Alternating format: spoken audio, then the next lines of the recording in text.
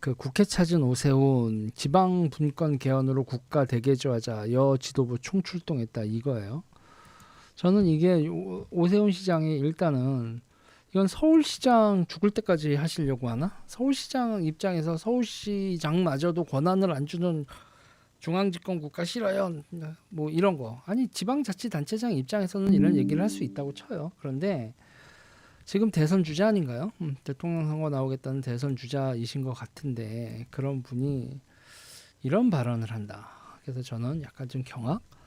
일단은 여기서 아까 어저께도 얘기했지만 예산과 인력 규제라는 3대 권한을 지방 정부가 자율적으로 행사할 수 있게 한다.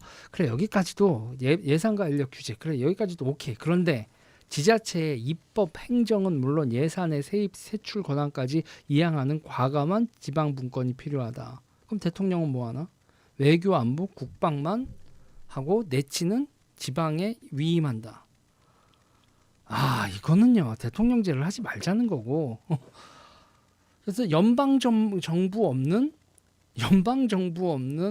유나이티드 스테이츠야? 이거는 여러분 말이 안 돼요.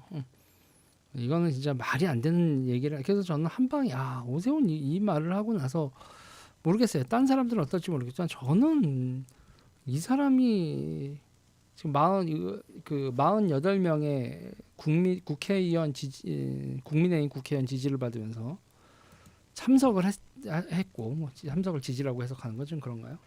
이건 저는 납득이 안 갑니다. 납득이 안 가고 그래서 이제 제가 한 얘기를 한번 해보려고 하는 겁니다. 어떤 얘기를 하려고 하냐면 그래서 제가 우리나라 초기에 박정희 대통령이 경제 개발할 때나 이런 중요한 결정했던 거 한번 얘기를 해보려고 합니다. 냉전이 시작된 초기죠. 그리고 한국전쟁 끝나고 나서 1960년대 그때 대한민국 대통령이 어떤 결단을 했는지에 대한 잠깐 얘기 좀 하고 몇 가지 에피소드 좀 얘기하고 갈까 합니다. 미큐나 감사해요. 일단 1960년대에 일본의 외환보유고 제가 좀 찾아봤어요. 20억 달러에서 25억 달러 왔다 갔다 합니다. 그러니까 1965년에 정확히 딱 찾으면 좋은데 1960년에서 60년대 중반 외환보유고가 움직이더라고요. 계속 항상 외환보유고는 움직이는 거긴 하지만 일본의 외환보유고는 20억에서 25억 달러 전후. 그런 상황에서 일본이 우리나라한테 8억 달러의 식민지 남부 한일 협상 결과로 뭐 무상, 유상, 민간 이렇게 합쳐가지고 8억 달러의 경협 자금을 제공을 하죠. 일본 외환 보유고 규모로 봐도 여러분 대단한 거예요. 한 40%, 많게는 40%, 적어도 32%란 얘기죠. 이 외환 보유고에 여러분 40%를 털으니까 우리나라가 지금 4천억 불 가지고 있으니까 40%면 얼마예요? 한 1,600억 불 이렇게 털어준다는 얘기예요. 어마어마한 규모의 외환 보유고를 털어서 우리나라한테 준 겁니다.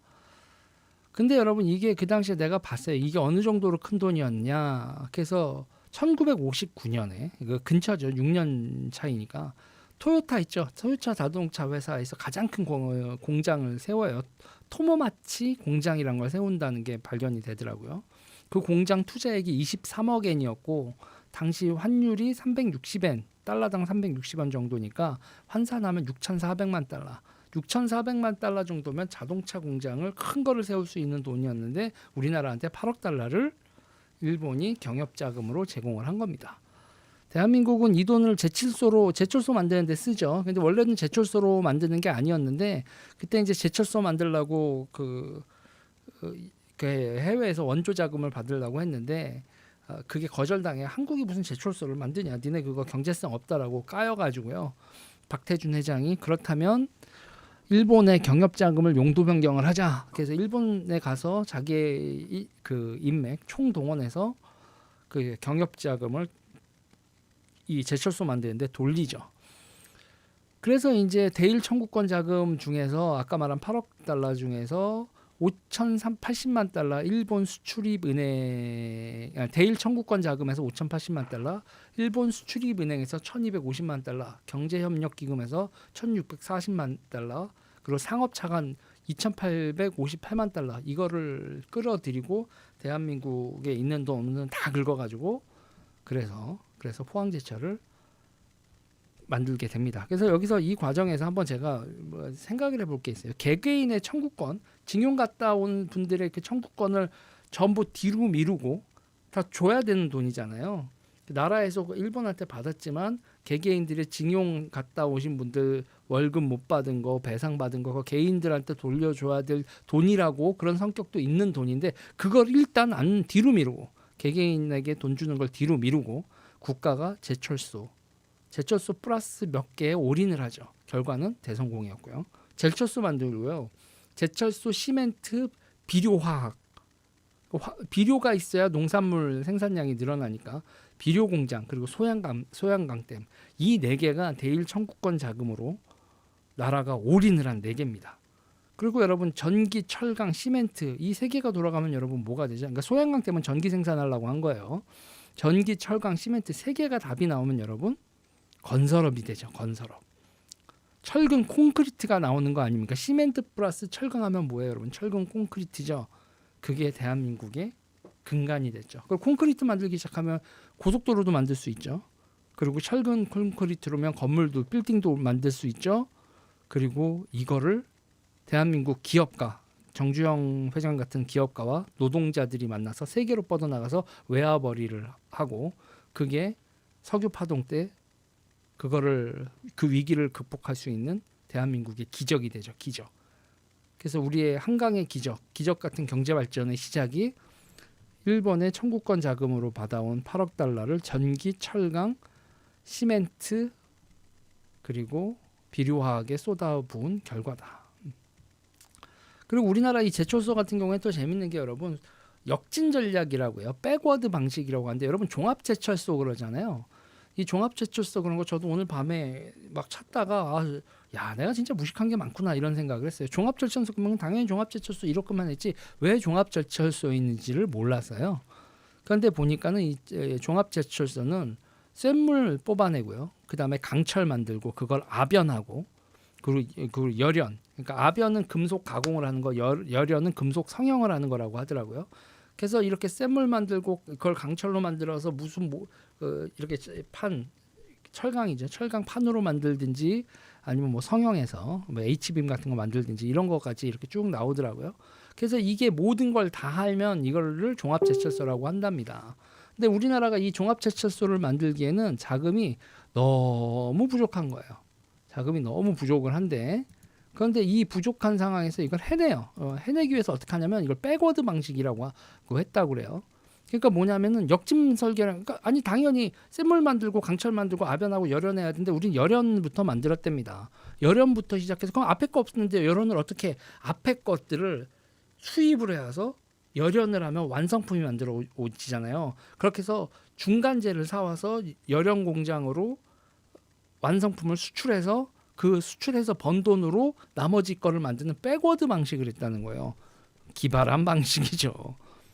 그래서 포항제철은 열연부터 해서 돈을 만들어서 그래서 그걸로 재선이 이제 쇳물 만드는 거고 제강, 강철 만드는 거고 압연 그렇게 했다는 거죠.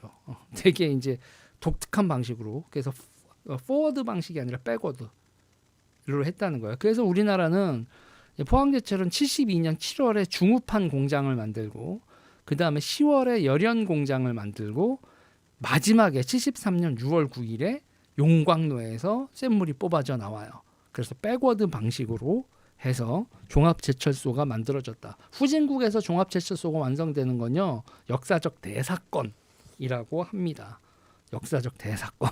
진짜 후진국에서 대한민국이 저 가난한 나라가 종합제철소를 만들었다고 아무것도 중공업 기반이 없는 나라에서 제철소를 우리가 제철소 해봐야 국내 내수도 아무것도 없는데 처음부터 뭐로 만든 거예요, 여러분? 수출로 만든 겁니다. 수출로. 그때 이제 재밌는 에피소드가 하나 있는 게 이제 종이마패라고 있다고 그래요. 그러니까 박태준 회장이 그 설비가 그 당시에 이제 선진국들이 그거였다고 그래요.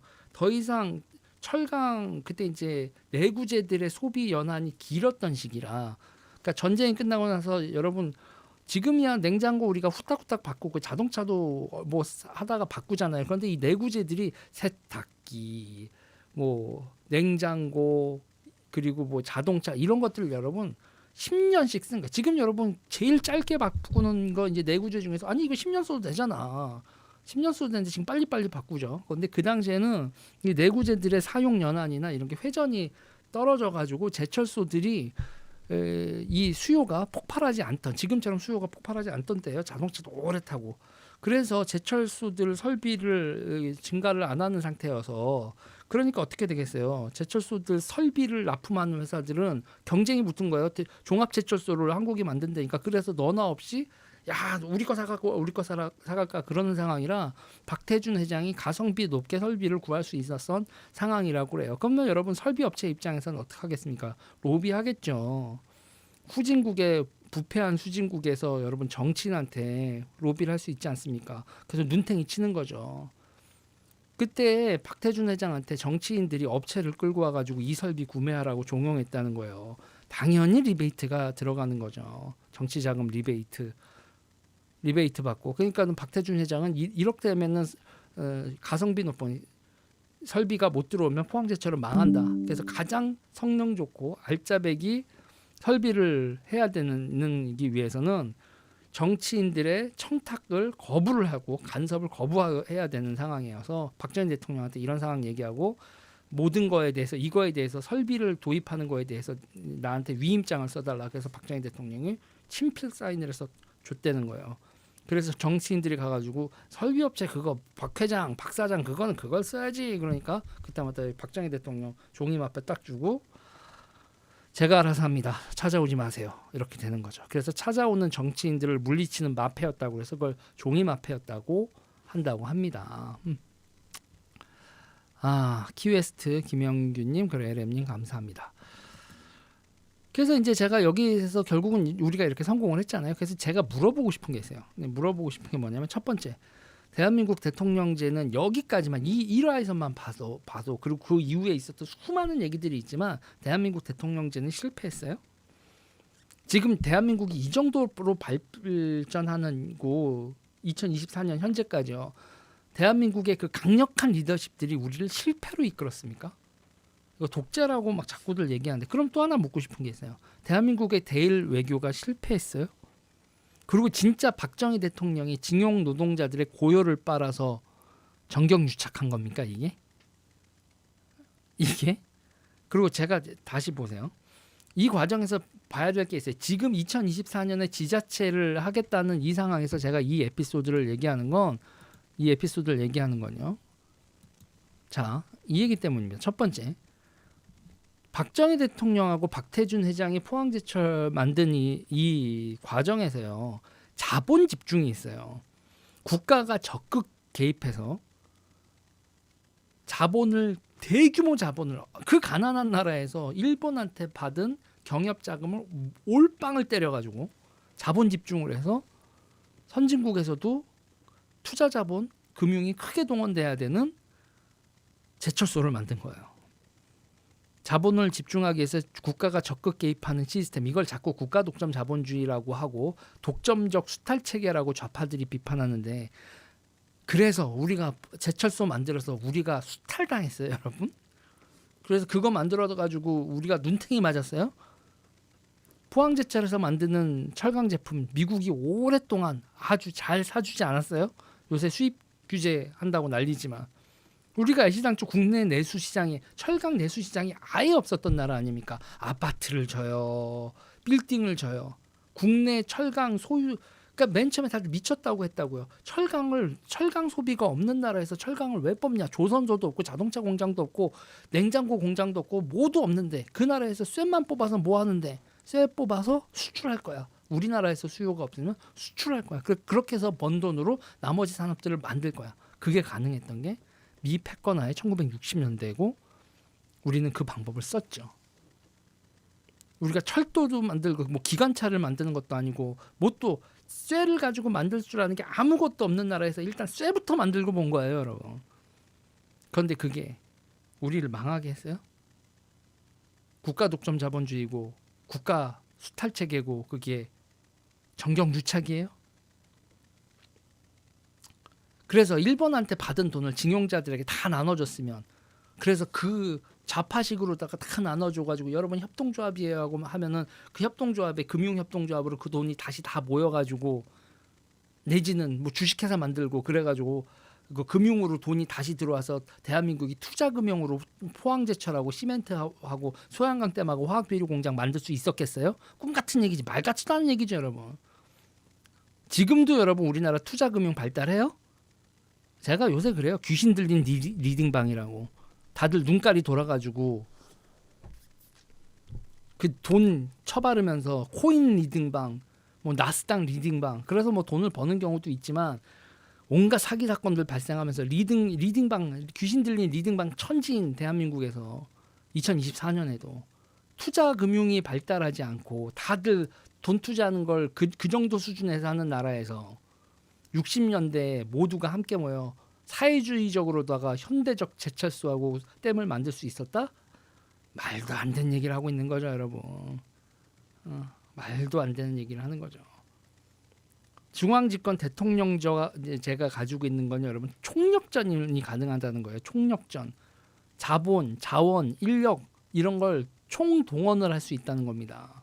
그래서 그 중앙집권적인 대통령제가 총동원 체제를 행사한 체계가 우리나라한테 재앙이었어요. 그리고 지금 대한민국 대통령은 그 총동원을 할 수 없죠.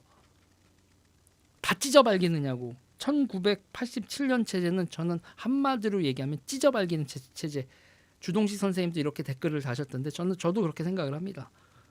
다 달라붙어서 나라를 뿜빠이하는 체제. 그게 1987년 체제다. 그래서 개헌이나 이런 거에서 정말 우리가 경계해야 될 건 우리의 자원을 집중시키지 못하게 하고 저마다의 아주 그 소인적인 소자적인 자기 이권에 눈먼 인간들이 아주 근시안적으로 나라를 뜯어먹는 거, 그런 정치를 뽀리 뽑아야 되는 거. 그게 1987년 이후의 정치에서 우리가 개헌을 통해서 해야 되는 거다. 중앙집권적 대통령제 자체가 문제가 아니라 오히려 저는 지방자치제에 더 문제가 있었다라고 얘기를 하고 싶어요. 중앙은 그래도 여러분 중앙 언론들 있고 사람들이 관심이나 가지죠. 지방에서 무슨 부패가 벌어져도 사람들이 관심도 안 가져요. 자, 저는 지금 이 상황에서 지방 분권 국가 만들어서 그러면 제가 물어보고 싶어요. 그 지방자치단체장이 자본과 인력 자원을 끌어올 방법이 있어요? 그래서 그렇게 뭐 아일랜드 얘기하고 싱가포르 얘기하는데 그런 거점국, 그렇게 다시 지금 립차 타가지고 산업국가로서의 대한민국이 갈 수 있겠어요? 그리고 더 나아가서 미중 패권 갈등 상황에서 중국 자본의 침탈과 첫 버전을 지자체 차원에서 감당할 수 있겠냐고. 첫 버전 들어올 거 아닙니까? 인지전 들어오고. 지금 대한민국 국가의 정보기관, 국정원도 뭐 검찰도 경찰도 정보기능은 지금 마탱이가 갔는데 뭐 방첩사고 뭐고. 중국을 상대로 지금 국가의 정보기관들도 제대로 못하고 있는데 지자체가 감당이 가능하게, 권한이 많은, 권한과 이권이 훨씬 더 커진 지자체가 방첩 기능이 없어진 상황에서 노출된다면 이거 완전히 컴퓨터 바이러스에 밥이 되는 컴퓨터나 인지전에 밥이 되는 지자체나 뭐가 다를까 싶어요.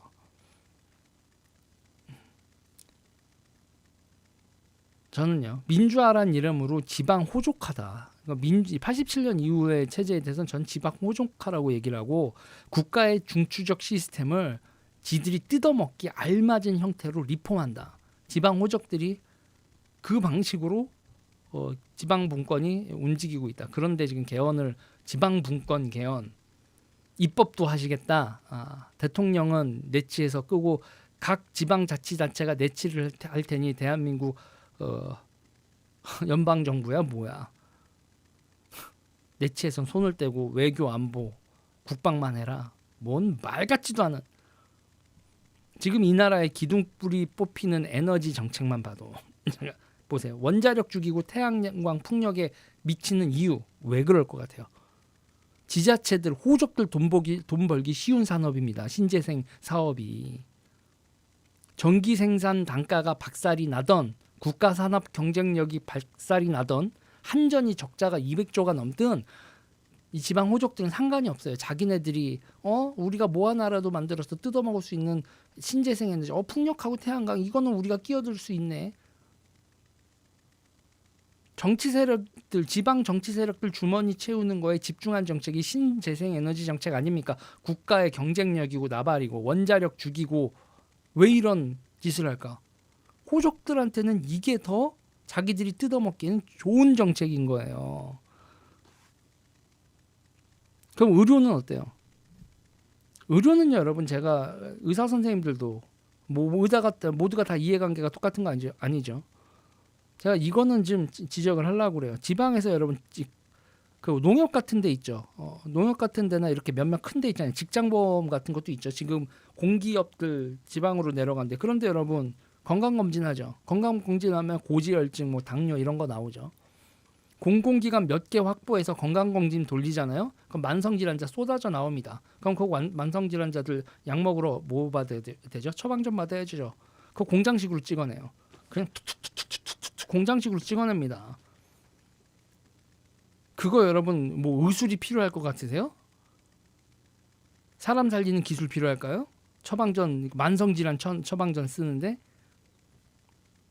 이 수익 모델에 유착하는 겁니다. 그러니까 의료도 지방 호족들하고 호족화된 의사들이 합작해서 지금 이꼬라지 만들고 있는 거예요. 국민건강보험 있잖아요. 80%가 만성질환 케어에 쓰여요.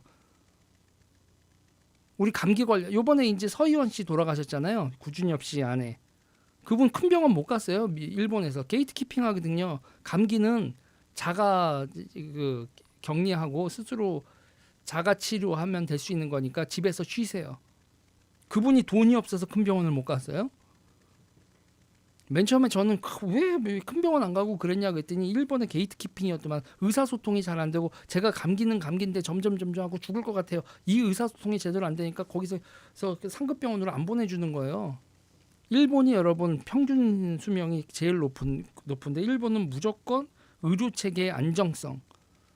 우리는 그냥 편하게 가지고 감기 좋잖아요. 거의 돈도 별로 안 내고 의료 쇼핑하기 좋잖아요. 만성 질환 그리고 이런 가벼운 진료 이런 거에 의료 쇼핑을 유도하고 응급실이 죽거나 말거나 바이탈과가 죽거나 말거나 이해관계 뭐죠? 만성질환 진단서 거기다가 또 하나 요새 지방에서 먹거리 오지는 게 있어요. 요양원이죠, 여러분. 이런 거에 환장한 지방 호족들하고 호족화된 원장님들의 담합 거기에 실비보험사들의 담합까지 그게 지금 이 의료 대란 사태의 핵심입니다. 핵심. 몸체예요, 몸체.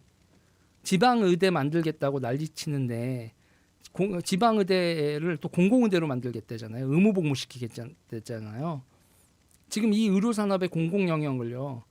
호족들, 그 호족의 의사 선생님들도 호족화되는 의사 선생님들이 있어. 정치인들하고 다 헤쳐먹겠다는 거야 지금. 그래놓고서 자기네들이 감당 못하는 거 바이탈과 민영화 가자 이러는 거지. 치료비 올라가는 건 그건 시장 원리로 풀어갈까? 말같이 단 소리들 하고 있는 거지. 국민들 죽어나가는 겁니다. 국가에 대한 책임감, 입장에서 한 사람들의 책임감이 1도 없어요. 자신들 일족의 영향력 확보에만 혈안이 된 지방 세력들, 지방 학교들, 뭐 사학재단 끼고 있고 뭐 이런 이권들 끼고 있어서 자기의 나와바리 확장하는 것만 풍력 발전소 돌아가면서 내 나와바리 태양광 발전 보면서 내 나와바리 사학재단 보면서 내 나와바리 요양원 보면서 내 나와바리 이러는 인간들이 지금 국가의 의사결정을 하고 있는 거란 말이야. 자기들 이익 중심으로. 그런데 이런 상황에서 지방으로 권력을 이양한다고요? 저는 왼쪽 사람들한테 일단 토착예구가 대한민국에 어디니? 나도 니들과 같이 생각을 했는데 얘들아 생각해봐. 토착예구가 어디니? 그리고 여성을 착취하는 남성이 대한민국에 어디니? 실체가 있니? 실체도 없는 토착예구론가 실체도 없는 여성을 착취하는 세상 구조. 그리고 대한민국에 뭐 정경유착해서 일본아 뭐 친일 세력이 계속 지금도 뭐 수탈을 하는데 니네가 그렇게 배 터지게 밥을 처먹니? 토착 외구론 말도 안 되는 얘기고, 그리고 이 우파에서의 부정선거론 대환장 파티지 진짜. 이 땅의 대중들의 눈을 가리고 가두리 양식 안에 넣어놓고 여야 호족들이 꿍짝꿍짝하면서 개헌을 하시고 에너지 정책을 이따구로 하고 의료 정책을 이따구로 하는데 에너지하고 의료는 정치 인지도 모르고 토착 애국 부정선거 이렇게 외치고 있는 이 무지몽매한 또 똑똑하다고 뭐 박사까지 한 사람들이 정치에 대해서는 진짜 까막눈이구나. 이건 여러분 선전선동입니다. 그러니까 여야 호족들이 꿍짝해서 개헌을 하시고 나라를 아주 호로록 짭짝하시겠대. 아주 나라꼴 있잖아요, 여러분. 스펙타클합니다. 스펙타클해요. 그래서 우리나라 대한민국 좌우의 정치 고관여 팬덤 분들 뭐 왼쪽 애들이야 제 거 볼 일 없겠지만 토착 외구 타령하고 PC질에 현혹된 좌파들하고 부정선거 타령하고 이렇게 홀라당 현혹된 우파님들 진짜 나라 망치는 건 그런 거에 상식 밖에 있게 것들의 정치 고관여층이라고 현혹돼서 진짜 일상생활에서 중요한 의료나 에너지 이런 거를 다 의제 바깥으로 내민 이 팬덤 정치가 나라 망하게 하는 원흉입니다. 원흉. 저는요 의료하고 에너지 이거 시작이라고 봐요. 나라의 모든 기반이 다 박살날 겁니다. 이대로 가면 하나하나 다 찢어먹을 거예요. 집중적으로 나라에 무엇을 육성하는 게 아니라 있는 거 다 뜯어먹는 방향으로 갈 겁니다. 그리고 뜯어먹힐 게 많은 부자들은 이 나라를 떠날 거고. 그리고 제가 그래요. 저도 반성 많이 해야죠. 여러분하고 물론 여러분들 아닙니다. 대한민국의 이 정치인들 여러분들하고 제가 물고 빨았던 그 진영의 화신들인 정치인들 때문에 나라가 망해가고 있어요. 에너지, 의료, 에너지 문재인이 말아먹고 의료 윤석열이 말아먹었죠. 우리가 물고 빨았던 그 정치인들 때문에 대한민국의 기반이 박살이 나고 그 정치인들 옆에 붙어있는 호족화된 국회의원들이 이 나라를 호로록 짭짝하시고 계신 겁니다. 빨리 빨간 약 먹어야지 안 그러면 나라 망해요 여러분. 나라 말아먹는 좌우 대통합 팬덤 정치라고 이거 끝내야 됩니다 여러분. 우상에 현혹된 정치는 이제 끝내야 한다. 자 그리고 이 우리나라 역사 있잖아요. 조선이 됐던 고려가 됐던 항상 암흑기는 어떻게 와요? 지방 세력이 득세하죠. 지방 세력이 득세하고 국력 따위는 생각하지 않고요.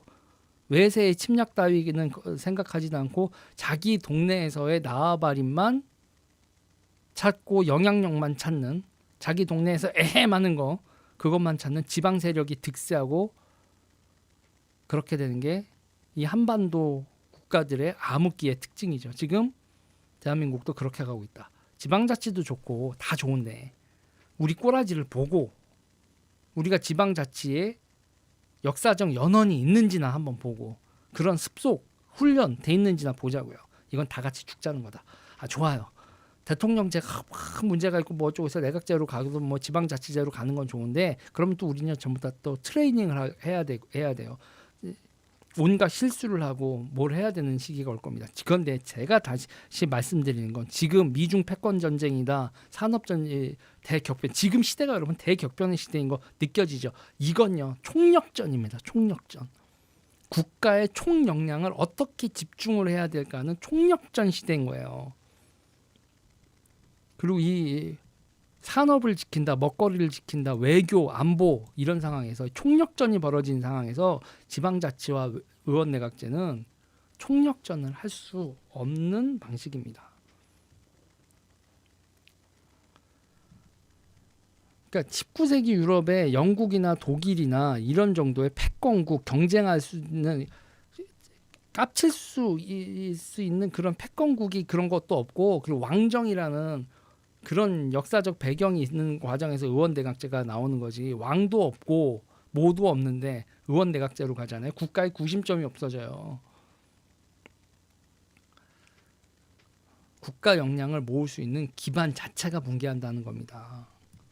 그래서 저는 한마디로 하고 싶은 게 뭐냐면 오세훈 시장님 진짜 철딱선이 없는 소리 하고 계신 거다.